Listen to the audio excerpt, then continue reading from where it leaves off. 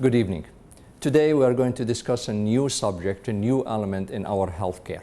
We are talking about valve replacement.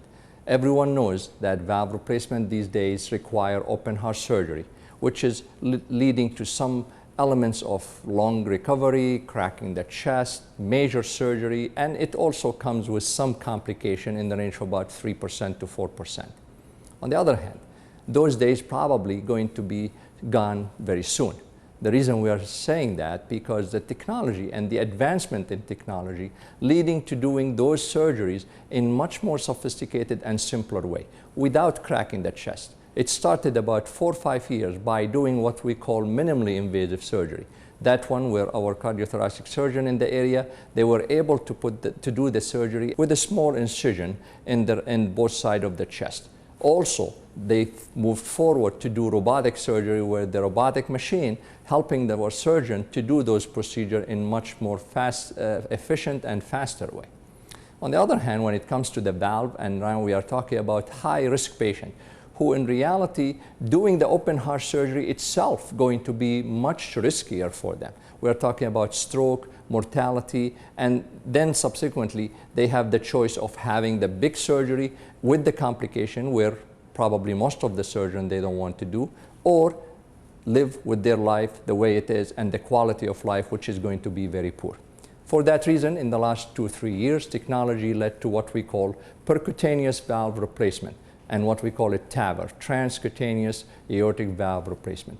This is where the technology leading that we can put the valve without cracking the chest, without doing any incision, just growing through the groin or through the subclavian area. You can advance that valve, position it in the right spot, and have the success to have those patient quality of life improve tremendously with much less complication and much faster recovery.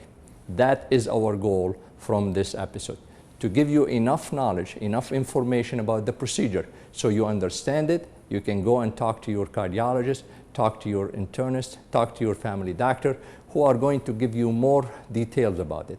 And subsequently, if you or one of your relatives is going to be a candidate for this procedure, you can go to the center, which is done successfully these days around the nation.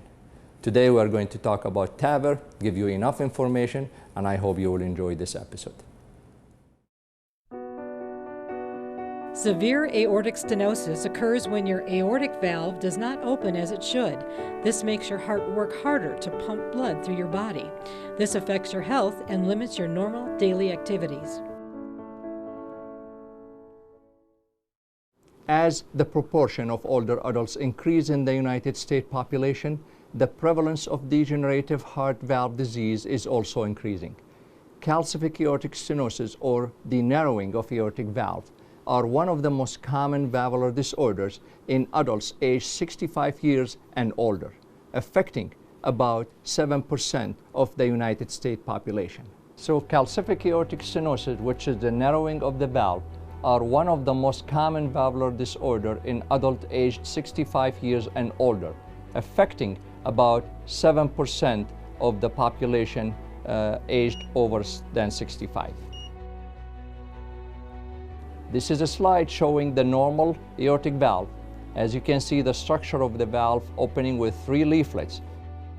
On the other hand, the senile valve, which is elderly patients building up calcium at the edge of those leaflets, and that's the one which is lead to stiffness in the leaflet not to open normally, and that's the diseased valve where we call it aortic stenosis.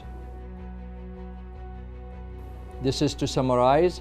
This is the normal valve, the way it looks when it's closed. This is the valve when it's open, and it's normally open, and it's in the range of about 2.5 square centimeter. This is the aortic valve position, and as you can see, it's next to the mitral valve and the tricuspid valve. The diseased aortic valve, you can see the calcium buildup on all of the leaflets, and that's what makes that leaflet narrowed to the extent which is hardly open, leading to the valve to be critical when it's less than 1.0 square centimeter. What are the major risk factors for aortic valve disease? Does it mean that everyone will have it? The answer, it's not. It includes multiple risk factors, including hypertension, increasing age, smoking, elevated lipoprotein A or LDL cholesterol. When you have any one of those risk factors and you are getting older, your risk for developing aortic stenosis is definitely much higher. What are the common symptoms of aortic valve stenosis? When you develop aortic stenosis, you could end up having angina or chest pain, fatigue, tired, shortness of breath, difficulty when exercising, lightheadedness, dizziness, and fainting, swollen ankle and feet, rapid or irregular heartbeat, palpitation, and uncomfortable awareness of the heart beating rapidly or irregularly. For patients with severe aortic valve disease, heart valve replacement involving open heart surgery can improve functional status and quality of life for those patients. A variety of conventional mechanical and bioprosthetic, or what we call it tissue heart valves, are readily available.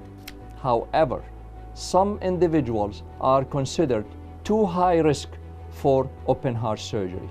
This is what's showing that the people who have aortic stenosis and they don't get any treatment at the right time, 50% of them die within 12 months of the diagnosis.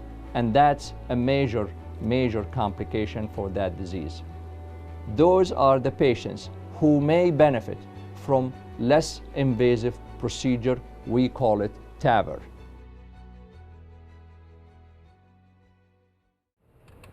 Just like the gunk that can clog up an engine over time, calcium can clog up your heart. As you age, calcium deposits can build up on one of 4 valves in the heart, especially the aortic valve, which opens and allows the heart to push blood to the body. That buildup can keep the valve from fully opening, causing serious health problems. Traditionally, we've had the only means of replacing the valve was to do open heart surgery. That was the case for Jim Lucius about 9 months ago. I started having problems breathing, shortness of breath. I couldn't walk a half a block. I was tired. The grandfather of 7 is diabetic and has a history of heart problems. He has already undergone 2 open heart surgeries, once in the 80s and again in 2002. But now, at 75, surgery is no longer a good option for the patient. Luckily, doctors have a new procedure called transcatheter aortic valve replacement, or TAVR. Instead of doing full open heart surgery, this is a procedure where the valve is replaced, but it's replaced through a catheter. In this procedure, the new valve is mounted onto a small balloon. A small incision is made in the groin or the chest, and then the balloon is threaded through an artery into the heart.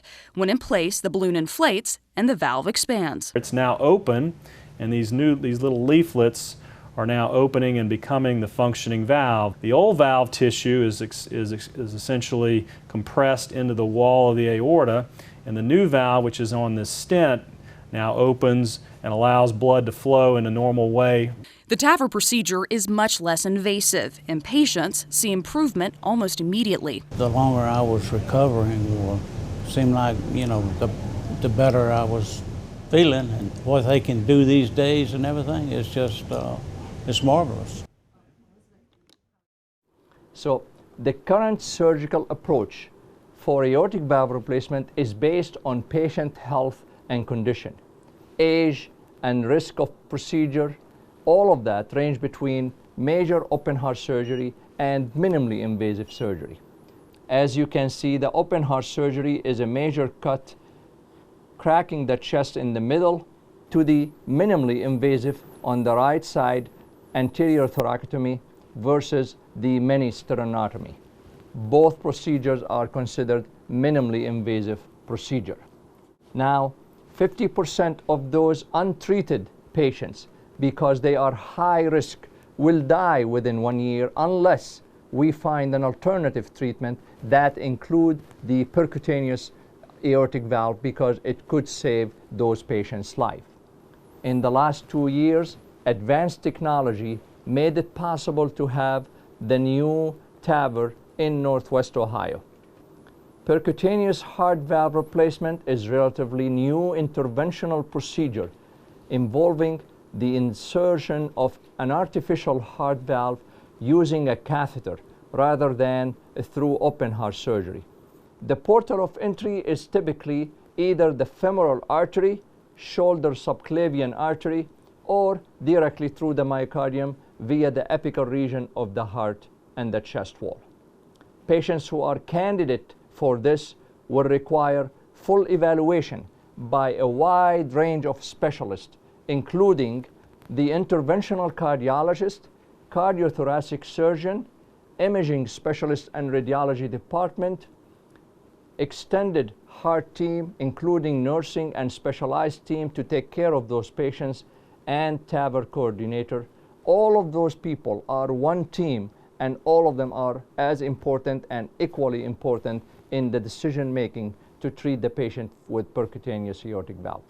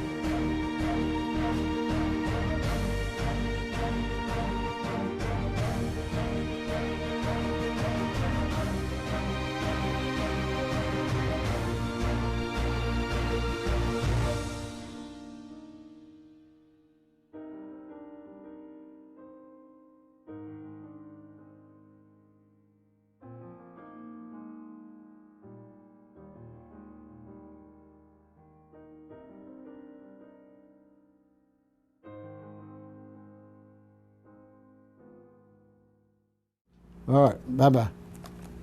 Gene Mincy works cold cases, unsolved murders for the Richland County Sheriff's Department. This lady says, I'm 86. I hope you can bring me some closure before I die. The woman's son had disappeared in 1982. Mincy is trying to help her and other family members of victims in cold cases find answers. He's one of those law enforcement investigators who puts his heart into his work, and sometimes that hurts. I think the best thing is bringing some kind of closure for the victim's family. Mincy won't give up on his work, but at 74, his heart was giving out on him, and he was not a candidate for an open heart surgery, so his doctor introduced him to an alternative. He said, well, you know, he said before, we had to cut you down the middle and pull you open, and he, or not cut you, but saw you. That's the way they do it. They got a saw and they saw you open, I understand. And so when he said, it's like putting a stent in. I said, sure enough. I said, well, let's do it. And that wire just follows the aorta back to the heart. The procedure is called TAVR, which stands for transcatheter aortic valve replacement. It's considered one of the greatest advances in cardiac technology. Dr. Bobby Leonardi and his colleagues at Lexington Medical Center have now performed more than 80 TAVR operations. They replace the aortic valve with this jewel of a crown, if you will, using a catheter instead of opening the chest cavity. And we place a little tiny needle, little tiny wire, and then progressively larger catheters into the artery there. And then ultimately take a catheter into the heart and place a wire into the heart, and then use that wire as kind of a monorail or a track to keep everything on the right track into the aortic valve where we position the new valve. So this is crimped onto a balloon catheter, and the device is either 23, 26, or 29 millimeters in size, and when it's being inserted, it goes through a tube that is about the size or smaller as my little finger. And so it gets much smaller and then is expanded by a balloon within the native aortic valve, the diseased aortic valve, to get to about this size so that the leaflets can begin to function. The patient does not have to be put to sleep, and the non-invasiveness makes for a quick recovery. This determined deputy was back at work in a couple days. This should give you another 50,000 miles or so. I hope so, maybe 100,000. So the standard open heart surgery and valve replacement required to have it done in an operating room with all of the equipment, all of the team, and the sterilization, which is so important to provide the best service for the patient. On the other hand, the TAVR, or the percutaneous aortic valve, it's done in the cath lab, and it requires special kind of camera. We call it hybrid. At the same time, require monitoring, where we can do the flora and monitor the valve position for most of the patient. It's required to monitor their blood pressure. It's done in much shorter time. The open heart surgery could take about 3 to 5 hours. It depends on how complicated. On the other hand, this procedure, it could be done within about 1.5 to 2 hours maximum. And it requires definitely to have sterile room and provide all of the services, but usually it's done in much faster way and more efficient way than doing it in the operating room, because the standard is a little bit different. In both ways, it's moving toward making the procedure much simpler than it used to be for doing major valve replacement surgically. An expandable prosthetic heart valve is delivered and deployed at the site of the diseased native valve. The percutaneous heart valve replacement procedure usually takes less time to perform and is less invasive than open heart surgery. So the TAVR heart valve replacement is not experimental anymore, in which the valve is crimped into a catheter and deployed without removing the diseased old native valve. The procedure does not require heart-lung bypass, and the potential advantage include decreasing recovery time and lower surgical risk.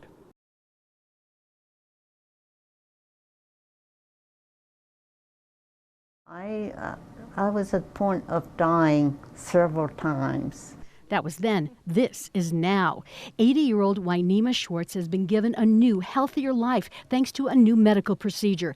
Doctors used a catheter inserted through the groin to repair Mrs. Schwartz's damaged aortic heart valve. They were convinced she could not survive the standard open heart surgery, where the aortic valve is totally replaced. So the patient's aortic valve is not taken out, but it's still there, and we put another valve inside it. Dr. Kapia Lotan prepared to perform the transcatheter aortic valve replacement, or TAVR, on Mrs. Schwartz. She was on a ventilator. She was on multiple medications to keep her heart functioning. The results are amazing. I feel fabulous. You did? Okay. How's your shortness of breath? I don't have shortness. Okay. None whatsoever. No. Not anymore. Mrs. Schwartz says she's alive thanks to God, her family, and Dr. Lotan. She's back to enjoying her grandchildren and is eager to get back to gardening and traveling. Right now, she wants to be an example to others. I hope that maybe I can inspire other people to go through this surgery, that it's not bad at all. The TAVR procedure is still relatively new and is only available at a few hospitals in our area.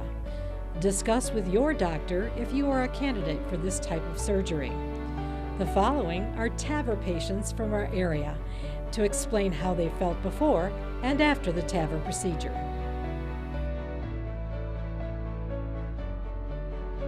My name? Yes. Franklin D. Schaefer. Herbert Wayne Braden.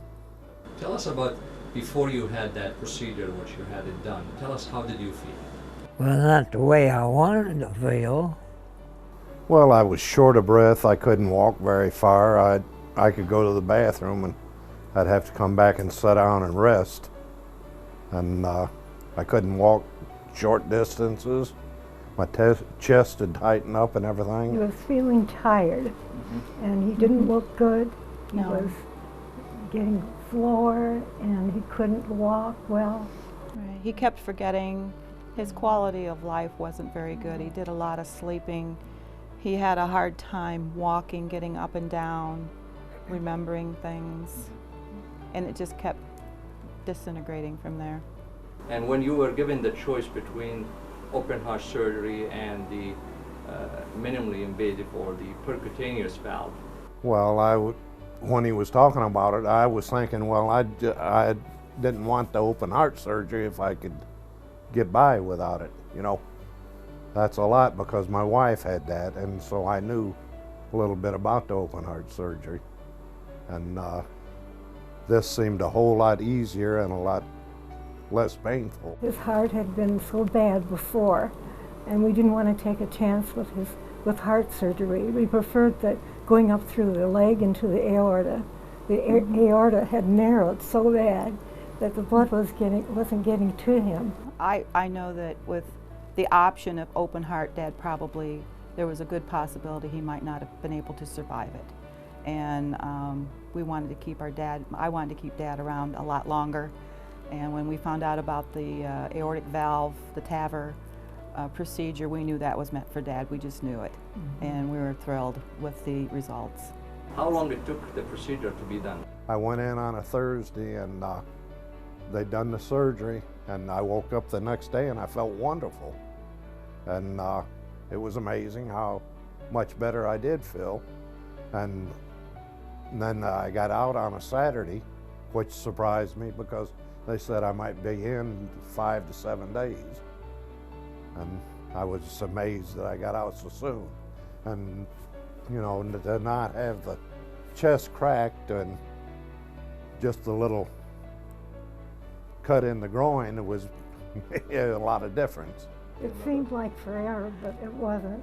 And you came in and gave us the results. I think it was about an hour and a half, I think, from the beginning when you wheeled him in. I mean, we were shocked. It just went lickety-split. How do you feel now? I could breathe a lot better, and that was the main thing, breathing, because I was really short of breath. And my chest would tighten up when I'd get short of breath. And like I walk out to the mailbox. Well, the mailbox is about 75 foot away. Before I'd walk out there, I could make it all the way out and then have to stop and rest to come back. Now I can walk out there and walk back and forth both ways without any problem at all with it. He's feeling wonderful. He couldn't walk to the bathroom. Now he goes to the bathroom by himself. He goes into the living room by himself. Yes, he does. And he's eating like everything he can think of, mostly ice cream. Yes. He's eating well. He's sleeping well. Yes. He's doing great. His mental capabilities have just gone like night and day. He talks clearer. He is an avid reader. He's just very bright and alert and loves to watch TV and does a lot of reading. And I mean, even his humor. He always had good humor, but it's even better now. And but his strength, the color in his skin, and the tips of his fingers, and the tips of his toes are pink now, and healthy. That was affected somehow before the procedure. Yes, it was hard to see Dad's quality of life diminish, but we're just thrilled with how everything turned out. Yeah, I feel better now. You must have done a good job. He's changed so much. I'm so happy. I would highly recommend it. It's not that bad of a surgery. It's not much worse than, like I say, getting a stent put in, which is really nice, you know, because you don't have to get cut open. You feel great afterwards. How is your breathing now? Fine. Yeah. Any chest pain? Nope. Did you pass out lately the way it happened before? Nope. And you feel more energetic to go and do everything you want? Yeah. That's good. And you're eating well, I understand. Within reason. It's a great advance. I mean, they don't have to cut you open, and like with her, they cut the chest open and they wired it back together, and she got infection and that, all in that, and she had a lot of big problems with it for about a year. And I knew it would be bad, so when he suggested this, I thought it'd go for that. It's great to see Dad be able to get up and have more independence with what he does just in his daily routine, getting dressed and getting up and walking. I mean, that's huge for him, to be able to do that and have energy and not have to take 2 or 3 steps and stop because his breathing's so labored. I think that's the thing I've seen, and that Dad's happy. I thought that that would be the best way that anybody could have it done, and I would recommend that to anyone that was, you know, to take and check and see if they could possibly have it done that way. It's a lot better than open heart surgery. His quality of life is 2 thumbs up. We are glad that you are here, Frank. Oh, yeah. We are too. We are too.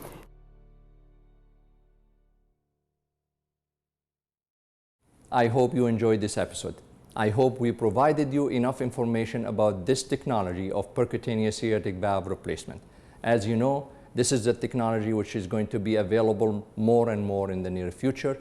I hope this episode provided you with all of the information related to that subject. And if you have any more questions related to it, please talk to your family doctor, talk to your cardiologist, who can provide you with more information about the procedure, where it could be done in town, because it's in reality require expertise centers to have it done. And finally, remember that all of this information to help you to live healthy life, because remember, time waits for no one. For more information on which heart procedure is best for you, including the TAVR procedure, please speak to your doctor or reach out to a cardiology expert and learn more.